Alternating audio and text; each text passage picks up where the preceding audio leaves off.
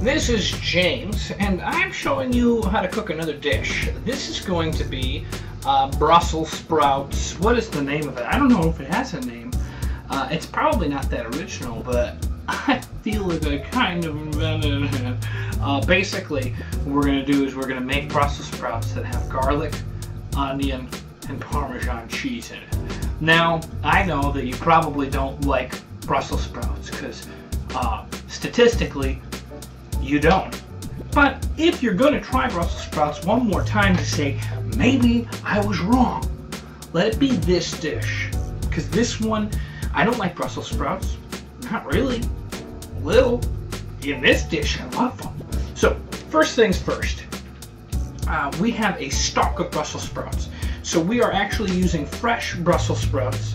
And when you pull one of these off, there's going to be like a little almost like woodsy style stem. You want to cut that part off. I'll pop them all into this pot here. So this part is the longest part.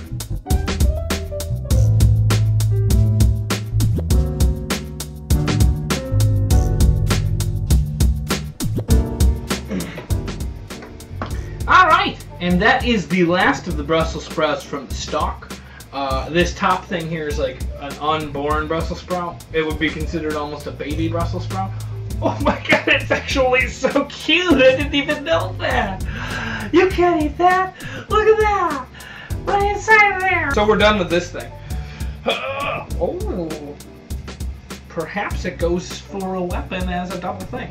You'll see here, that's a bad Brussels sprout. When you buy fresh Brussels sprouts, you're going to run into a couple bad ones. And that's okay. Just don't use them.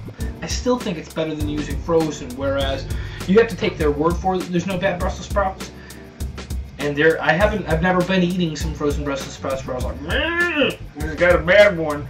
But I know that I am personally double checking every one of these. So now we're going to take a quick break because this is far from over. I got to clean up my spot here. I've cleaned the Brussels sprouts off camera. It's not that difficult. You want to rinse them pretty good, especially if you're using fresh Brussels sprouts, which I suggest. Just run them under water, kind of give them a little attention, and dump it out. Now what we're going to do is we're going to steam them for a very short amount of time. And warning, this is going to make your house smell bad. Never cook Brussels sprouts when you're having people over to your house.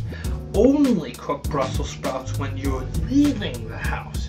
Anyone that comes over after you've steamed these Brussels sprouts will think you've defecated your pants. Not the case, it's just the smell. Why it smells like that, I don't know. Maybe there's a scientist watching. Leave a comment in there. And this is a vegetable steamer. You could just put a little water at the bottom of a pot and boil it there. This is a slightly bit more sophisticated. As you'll notice, my steamer has a missing slot here, or slat. Oh well, sometimes you just gotta deal with what you got. It's not rocket science. I mean, it's not like some sort of an electronic device that, like, with that missing, it's gonna short out and not work. It's fine. So we're just gonna put this into this pot. I probably shouldn't be doing it like this. Boiling water. Oh god. Oh kid. Oh, come on now. Bring it up. Oh. Oh. Oh. Oh. Done. Now we're gonna steam it for about 2 minutes. It's, you know, we're not trying to cook them right now. All we're trying to do is soften them up. We don't need as much onion as garlic or onion as I'm going to use. I just happen to be a fan of these flavors. I'm going to use 2 cloves of garlic. For a regular sane person, I think 1 clove of garlic is fine. I like onions quite a bit, so I'm cutting these now just so they're prepared for the next level.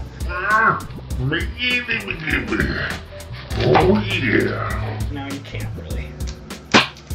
Okay, you just cut the tip of the garlic off on both sides. You might not have to do this, and you can cut it down the center. Oh, that is saying my Brussels sprouts are probably steamed enough. That being said, I'm going to continue cutting these 2 cloves because steaming the Brussels sprouts a little too long isn't going to hurt anything. They're going to get cooked either way. But the less you steam them, the less your apartment or house, if you're so lucky, is going to smell. Cut these garlic cloves. And eventually, I have a device where you can crush this garlic, and it's just gonna, I guess it's maybe a mincer? I don't know what they call it. A garlic press, I think is what it is. That makes this job a lot easier. You could just chop it up really fine and do it like that. Yeah, you could. It's a little more work, and it's not going to be quite as good, but if you don't have it, what are you going to do? Not make Brussels sprouts with onions, Parmesan cheese, and garlic? No, you're making them. You're making them. Okay, so let's get rid of all these little paper things.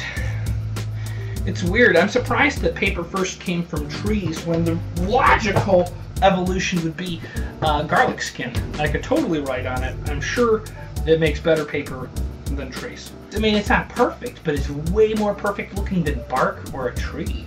Maybe needs some processing.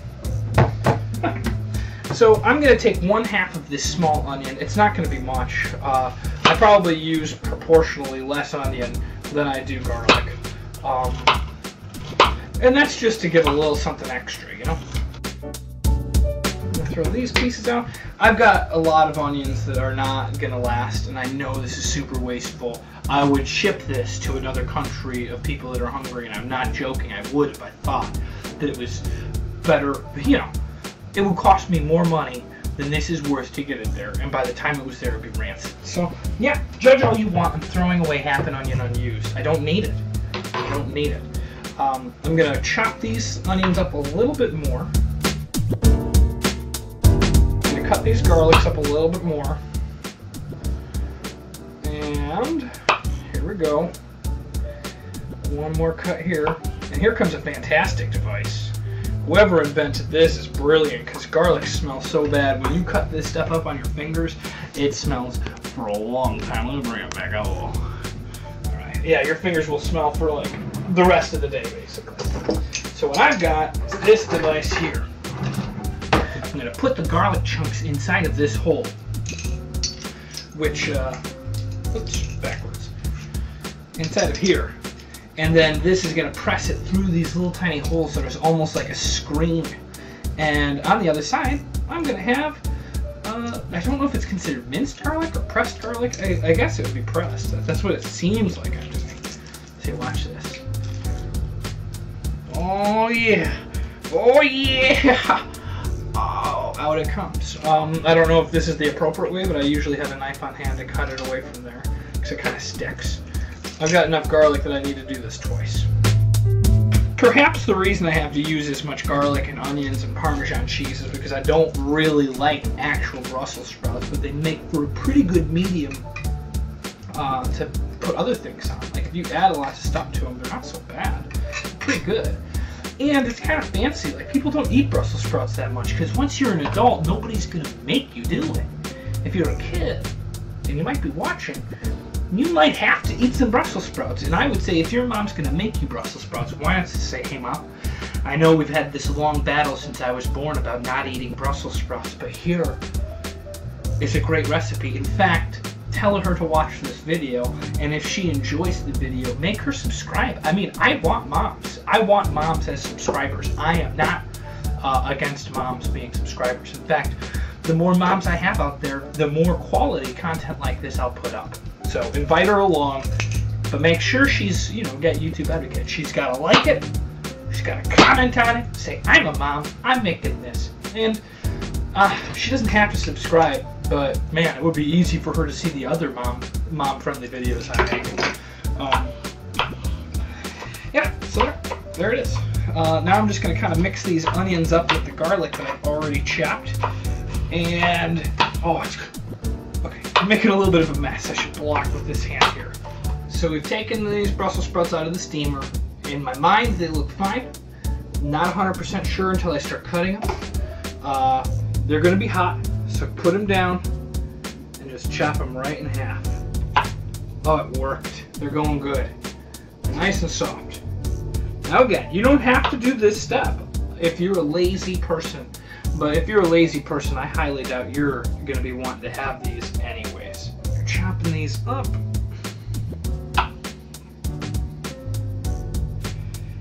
Yeah. So I'm not going to make you watch all of this. This is generally how you chop the Brussels sprouts. We'll cut to everything being cut.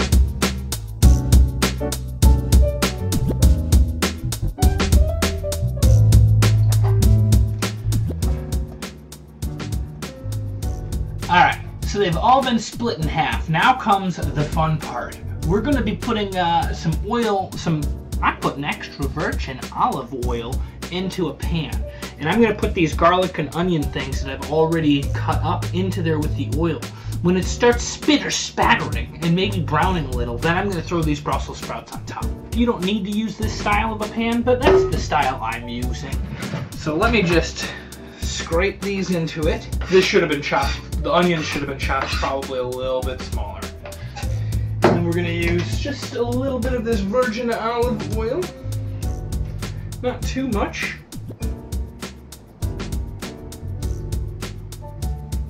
There. And now we will set it up on the stove. All right. So it's starting to get there. It's not brown yet, but I would say that's enough. I would say that's browned enough. We're just going to toss all these on top. Just like this. We're going to keep stirring it around as it cooks.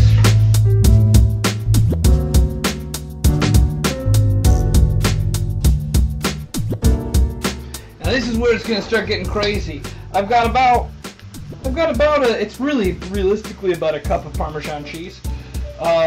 It doesn't look like it's quite a cup because,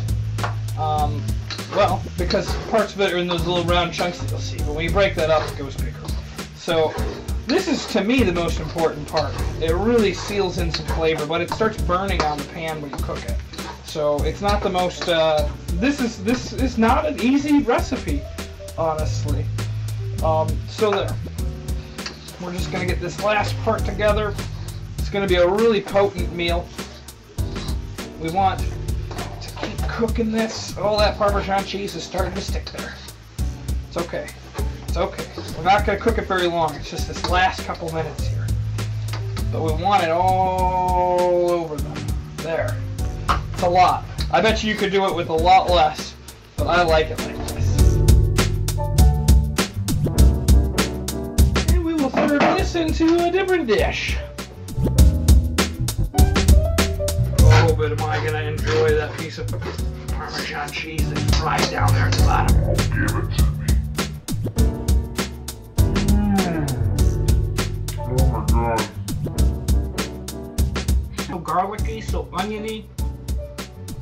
You can barely taste the Brussels sprouts, which is A-okay.